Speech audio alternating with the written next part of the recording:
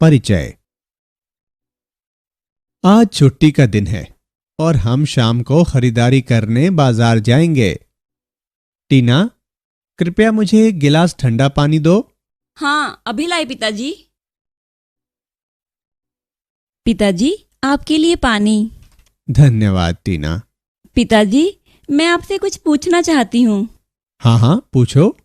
Refrigerator कैसे कार्य करता है? रेफ्रिजरेटर के अंदर कूलिंग, शीतलन कैसे होती है?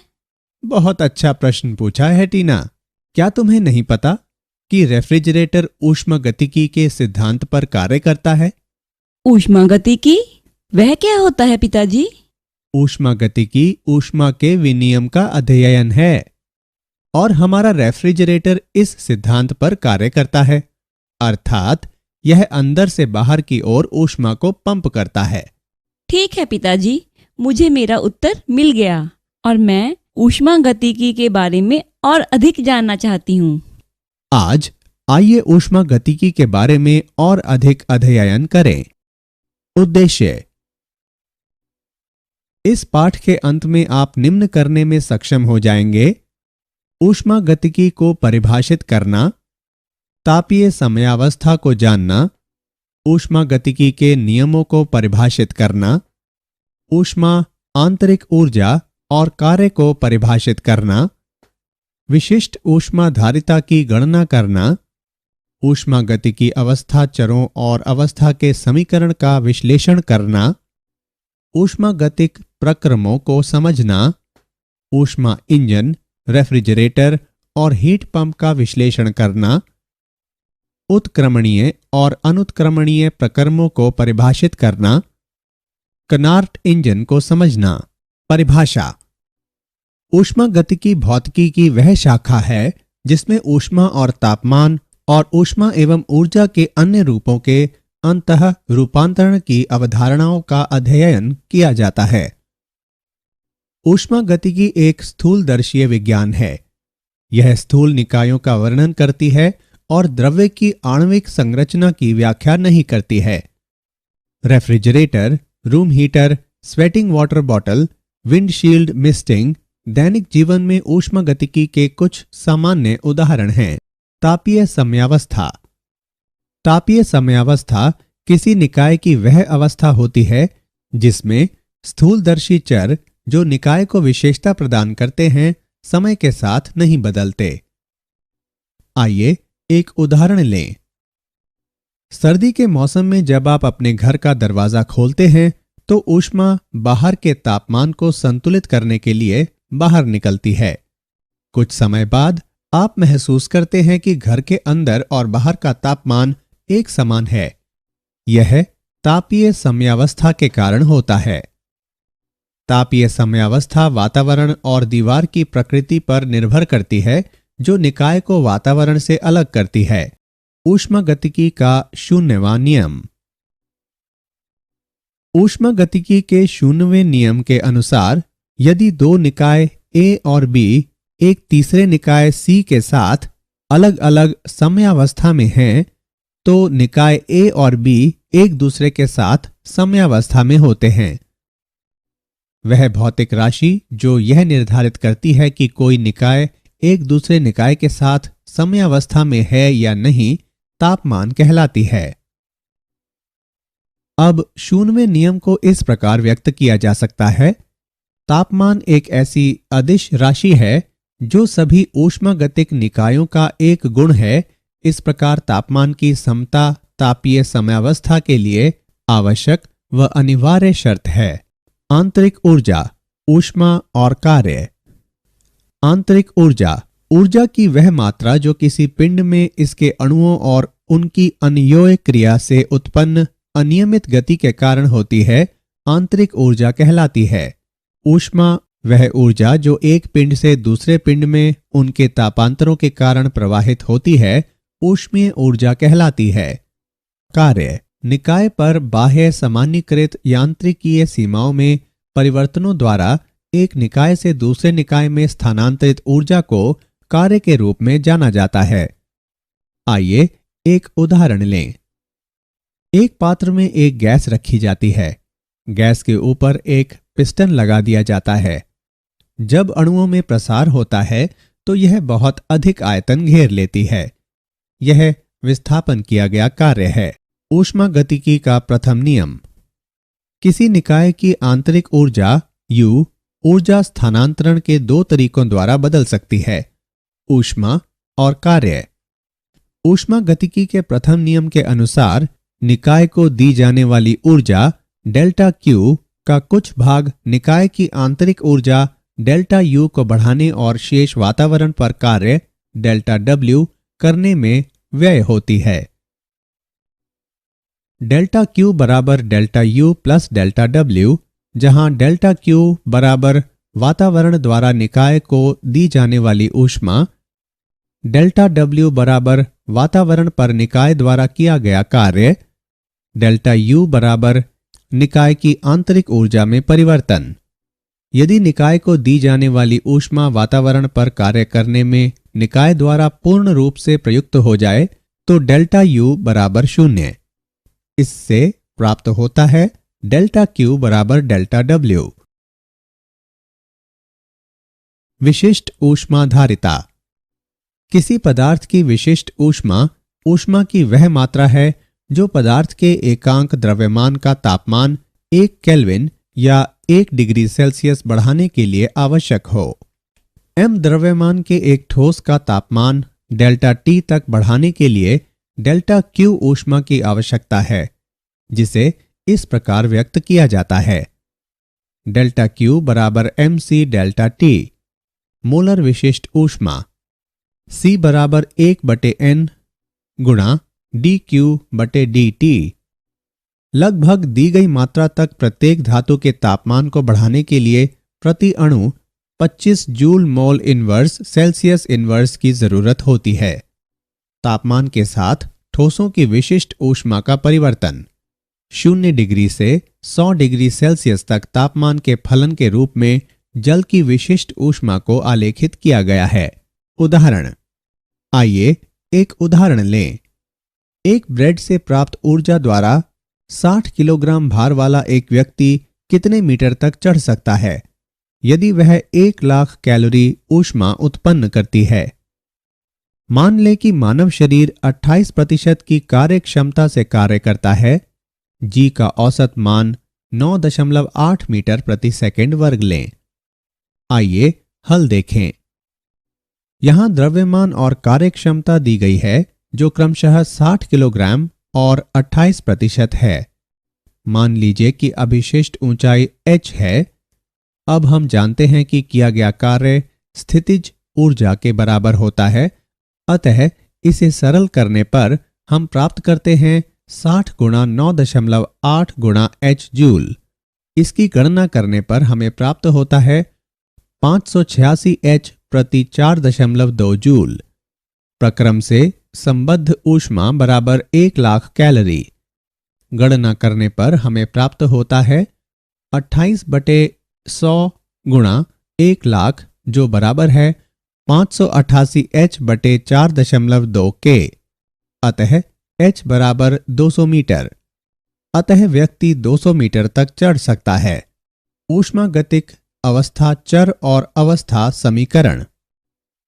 जब कोई निकाय अपने वातावरण के साथ सामान्य अवस्था में होता है तो निकाय का दाब P, आयतन V और तापमान T निकाय की ऊष्मागतिक अवस्था की व्याख्या करता है।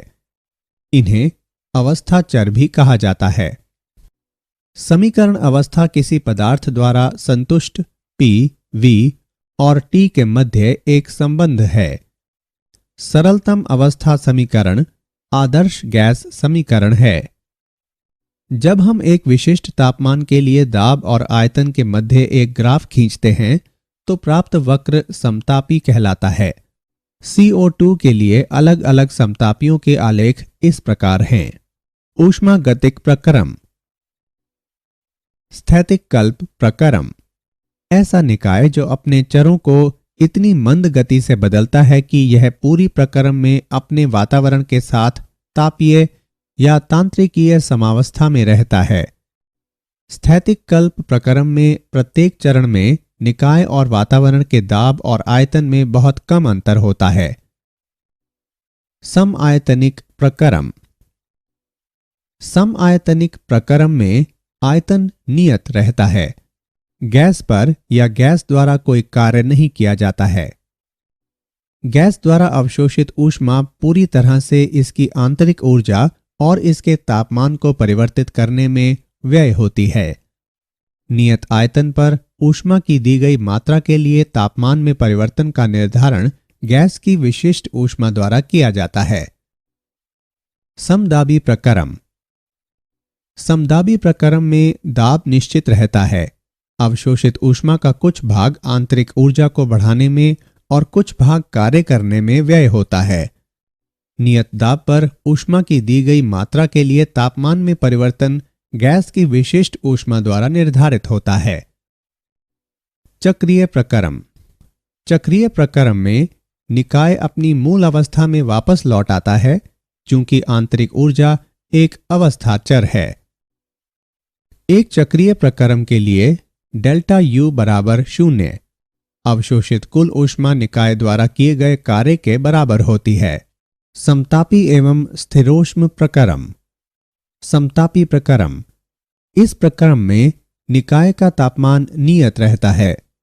एक आदर्श गैस के मोलों की दी गई संख्या के लिए हमारे पास है PV बराबर nRT, जहां n बराबर मोलों की संख्या, T बराबर गैस का तापमान, R बराबर सार्वत्रिक गैस नियतांक। चूंकि T नियत है इसलिए PV भी नियत है। समतापी प्रकरमों की आवश्यक शर्तें हैं: तापमान नियत रहना चाहिए, परिवर्तन मंद दर पर होने चाहिए, गैस की विशिष्ट ऊष्मा अनंत हो। स्थिरोष्म प्रकरम। इस प्रक्रिया में निकाय और वातावरण के मध्य ऊष्मा का कोई विनियम नहीं होता है। डेल्टा Q बराबर 0। स्थिरोष्म प्रकरमों के लिए आवश्यक शर्तें हैं: ऊष्मीय ऊर्जा का कोई स्थानांतरण नहीं होना चाहिए, परिवर्तन तीव्र दर पर होने चाहिए, विशिष्ट ऊष्मा 0 हो।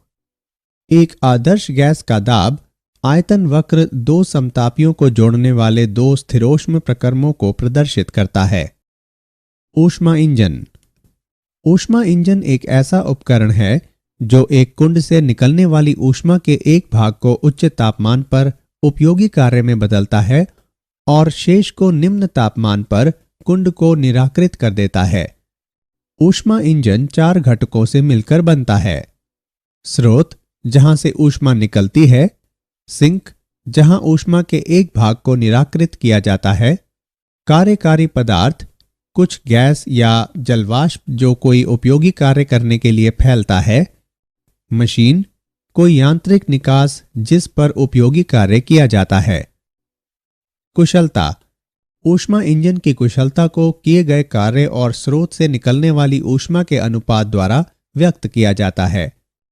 कुशलता बराबर 1 माइनस Q2 बटे Q1। रेफ्रिजरेटर और हीट पंप। किसी रेफ्रिजरेटर में ठंडे कुंड से गर्म कुंड की ओर ऊष्मीय ऊर्जा का प्रवाह। यह T2 पर ठंडे कुंड से ऊष्मा की Q2 मात्रा अवशोषित करता है। एक बाह्य कारक द्वारा इस पर कार्य किया जाता है और T1 पर गर्म कुंड पर ऊष्मा की Q1 मात्रा निराकृत होती है। निकाय एक बाह्य कारक द्वारा संचालित होता है। रेफ्रिजरेटर का निष्पादन गुणांक अल्फा बराबर Q2 बटे Q1 माइनस Q2। ऊष्मा गतिकी का द्वितीय नियम। ऊष्मा गतिकी के प्रथम नियम की निम्नलिखित सीमाएं हैं। यह उस दिशा को इंगित नहीं करता है जिसमें परिवर्तन हो सकता है। ऊष्मा गतिकी का प्रथम नियम इस बारे में कोई विचार नहीं देता कि परिवर्तन किसी सीमा तक होता है। ऊष्मा गतिकी का द्वितीय नियम प्राकृतिक रूप से होने वाले ऊर्जा रूपांतरण की दिशा के बारे में जानकारी देता है। द्वितीय नियम के दो प्रमुख कथन इस प्रकार हैं।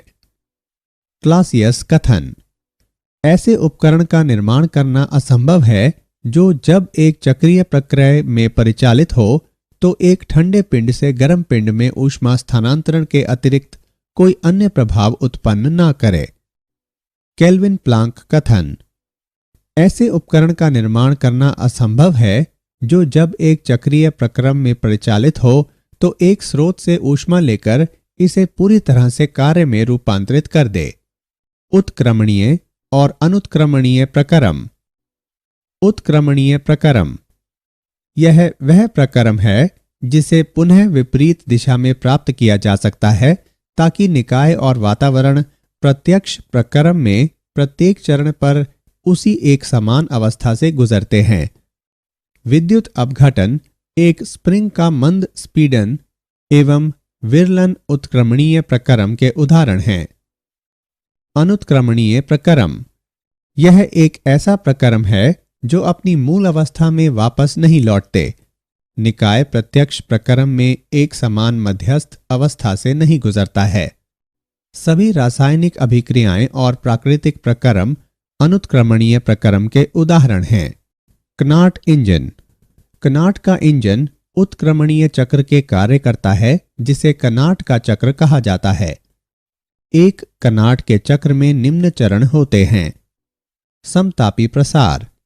सिलेंडर स्रोत के साथ तापीय संपर्क में रखा जाता है और पिस्टनों पर धीरे धीरे भार घटाया जाता है। गैस नियत तापमान T1 पर समतापीय रूप से फैलती है और आयतन V1 से बढ़कर V2 हो जाता है। इस प्रसार के दौरान अवशोषित ऊष्मा की मात्रा Q1 है। स्थिरोष्म प्रसार। सिलेंडर को एक अचालक स्टैंड पर रखा जाता है और पिस्टनों के भार को और घटाया जाता है। स्थिरोष्म प्रसार तब तक होता है जब तक कि तापमान गिरकर सिंक के T2 तक नहीं पहुंच जाता। गैस का आयतन V2 से बढ़कर V3 हो जाता है और इसका तापमान T1 से गिरकर T2 हो जाता है। समतापी स्पीडन। सिलेंडर को सिंक पर रखा जाता है और पिस्टन पर भार को बहुत धीरे धीरे बढ़ाया जाता है। गैस T2 पर समतापीय रूप से संपीड़ित होती है और इसका आयतन V3 से घटकर V4 हो जाता है। समतापीय स्पीडन के दौरान निराकृत ऊष्मा Q2 है। स्थिरोष्म स्पीडन। सिलेंडर को अचालक स्टैंड के ऊपर रखा जाता है और भार को और बढ़ाया जाता है। स्थिरोष्म स्पीडन तब तक होता है जब तक कि गैस का तापमान स्रोत के तापमान को बढ़ा नहीं देता। इस प्रकार गैस का आयतन और घटकर V4 से V1 हो जाता है और इसका तापमान T2 से बढ़कर T1 हो जाता है। एक कनाट चक्र की कुशलता है Q1/Q2 बराबर T1/T2। क्या आप जानते हैं? क्लासियस ने दिखाया कि प्रत्येक घटना वास्तव में इसलिए होती है क्योंकि ऊर्जा उच्च ऊर्जा वाले क्षेत्रों से निम्न ऊर्जा वाले क्षेत्रों की ओर, गर्म क्षेत्र से ठंडे क्षेत्रों की ओर गति करती है। एक बार ऊर्जा के ऊष्मा में बदल जाने पर या नष्ट हो जाने पर इसका पुनः उपयोग नहीं किया जा सकता। जैसे कि बर्फ के पिघल जाने पर आप उससे पुनः इग्लू नहीं बना सकते। ऊष्मा गतिकी के द्वितीय नियम के अनुसार प्रत्येक बार उपयोग करने पर ऊर्जा नष्ट होती है। इसलिए ब्रह्मांड की एंट्रैपी बढ़नी चाहिए। सारांश। आइए हमने जो कुछ सीखा है उसे संक्षेप में दोहराएं।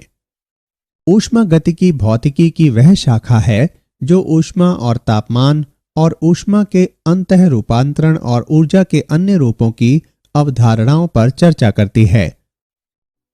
तापीय समयावस्था किसी निकाय की वह अवस्था है जिसमें स्थूलदर्शी चर जो निकाय को विशेषता प्रदान करते हैं समय के साथ नहीं बदलते हैं। यदि दो निकाय A और B एक तीसरे निकाय C के साथ अलग अलग समयावस्था में हैं तो निकाय A और B एक दूसरे के साथ समयावस्था में होते हैं।